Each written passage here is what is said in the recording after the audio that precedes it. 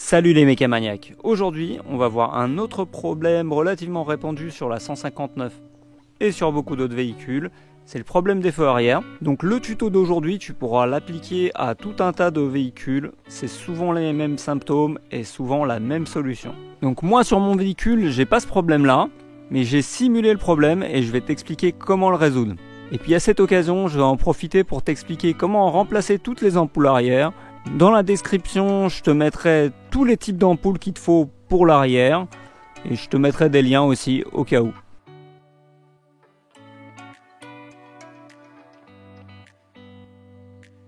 Si tu as une trappe comme moi, tu commences par l'ouvrir. Tu peux la sortir complètement.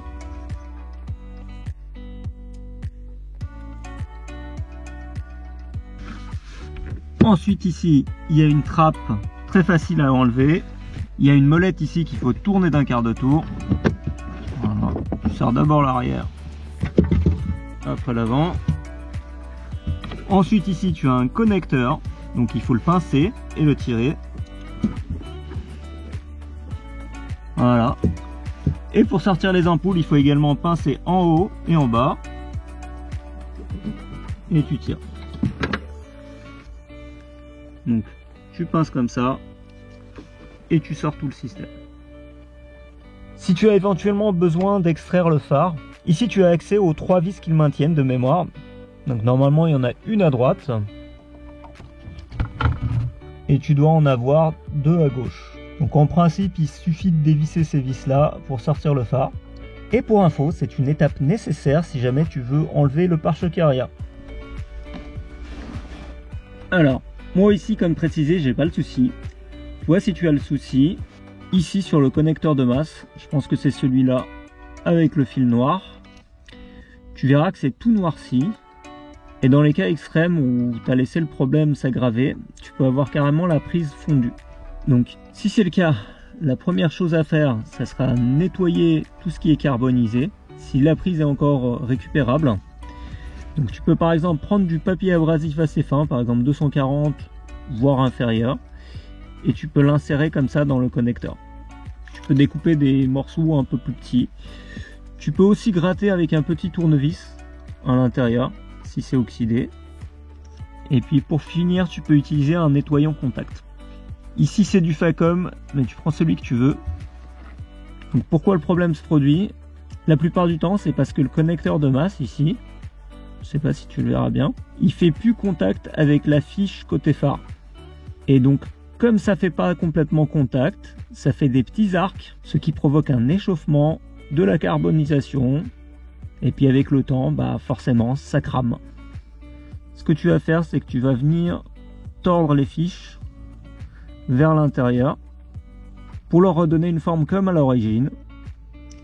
Donc tu fais ça des deux côtés. Je sais pas si tu vois. Donc cet outil là il est parfaitement adapté. Une fois que tu vois que les deux fiches se touchent pratiquement, c'est bon. Si le connecteur est complètement cramé, soit on récupérera un d'occasion que tu ressoudes, soit ça doit être disponible en pièces de rechange. Si je trouve ça, je te mettrai ça en lien dans la vidéo. Puis si c'est un peu dégueulasse comme chez moi, tu coupes l'isolant qui colle plus. Tu reprends un peu de ruban là comme j'utilise d'habitude, pareil je te mettrai ça en lien.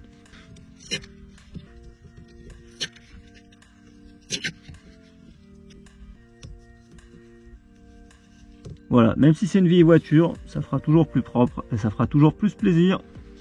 Donc si tu retrouves du carbone sur ton connecteur, probablement que tu auras de l'oxydation ici aussi, ou du carbone aussi. Donc il faut bien nettoyer ces connecteurs là aussi.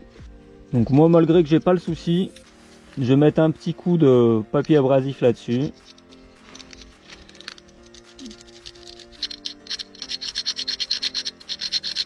De l'autre côté.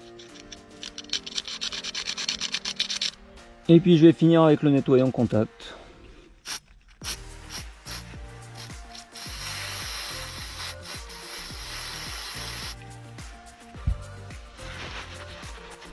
Donc une fois que tu as fait ça, surtout tu fais bien sécher. Un autre souci que tu pourras avoir, c'est au niveau des ampoules. Donc là, en démontant l'ampoule, on pourra voir. Là, c'est pas trop le cas, mais tu pourras trouver de l'oxydation ici aussi. et aussi un mauvais contact.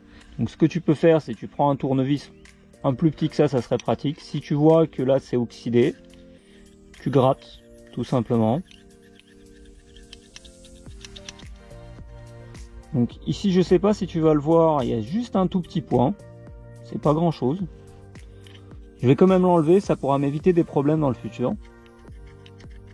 Tu peux également regarder comment c'est côté ampoule, si c'est oxydé aussi. Si tu as un point ou quelque chose qui va pas, tu peux mettre un petit coup d'abrasif éventuellement. Pas trop parce que là c'est assez fragile en fait. Ça doit probablement être de l'étang. Donc là j'ai du papier abrasif 180, c'est un peu trop. Tu peux éventuellement aussi prendre un outil, un tournevis, ce que tu as sous la main. Et un peu comme tout à l'heure, tu tords les connecteurs. Donc là je vais les tirer vers moi, pour leur redonner une forme un peu similaire à l'origine. Donc tu fais attention, hein, c'est assez fragile, faut pas le casser. Et également c'est pas indispensable si ça fonctionne bien chez toi, mais tu peux juste enlever l'oxydation. Et donc une fois que tu as fait ça, plus qu'à remettre l'ampoule. Et tant qu'à faire, tu pourras en profiter pour vérifier l'état de tes ampoules, si elles sont pas trop noircies, auquel cas il sera préférable de les remplacer. Ici sur l'ampoule des feux de clignotant par exemple, on peut voir que la peinture orange commence un peu à se barrer. Ça ne sera pas forcément flagrant sur la vidéo, mais pour moi ça sera utile de la remplacer du coup. Donc j'ai nettoyé tout ça, reste plus qu'à remonter. Donc le principe à retenir, c'est qu'il faut surtout éviter les faux contacts. Et c'est les faux contacts qui sont à l'origine de divers problèmes. Et c'est un problème que tu pourras souvent rencontrer justement sur les Renault. Quand tu vois que le mec freine et met le clignotant en même temps, ça fait un joli sapin de Noël. Bah, c'est souvent un problème de masse au niveau des feux arrière. Donc pour remonter, ultra simple, tu insères ça, tu pousses jusqu'à ce que ça fasse clic. Voilà. Le connecteur, ce côté là avec la languette vers l'extérieur du véhicule. Voilà. Et là on retrouve un connecteur chez moi. Ça pour info, ça doit être le connecteur de la prise allume-cigare du coffre. Donc si t'as pas de prise allume-cigare, tu peux la raccorder dessus. Et moi sur mon autre véhicule, ce que j'ai fait, c'est que j'ai utilisé ce connecteur là pour raccorder les feux de mon attelage.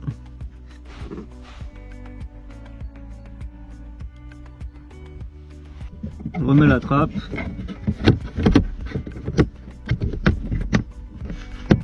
Et c'est terminé pour ce feu là. Donc pour les phares qui sont sur le haillon, c'est à peu près aussi simple. J'ai juste une languette ici. Donc pour t'aider, tu peux utiliser un tournevis, mais c'est aussi faisable à la main.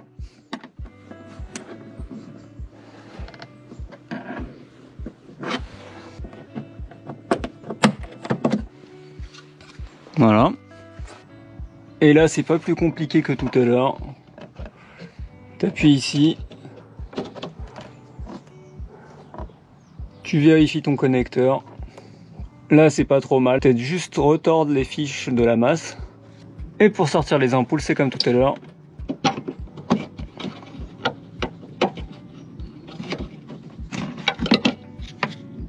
Et le phare, pareil que tout à l'heure, si tu veux le démonter, une vis, 2 vis et 3 vis. Donc là-dessus, tu refais les mêmes opérations que tout à l'heure. Nettoyage, vérification, remettre les connectiques comme elles étaient. Pour remonter, c'est pas plus compliqué.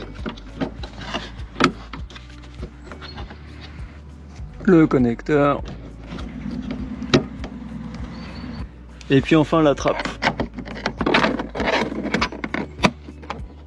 D'une main, c'est pas évident. Voilà. Pour les ampoules de la plaque arrière, j'avais déjà fait une vidéo pour les remplacer par des ampoules LED, donc je te la mets en haut à droite de l'écran. Si tu es sur PC, tu peux directement cliquer dessus. Si tu es sur mobile, bah, tu retrouveras également un lien en fin de cette vidéo.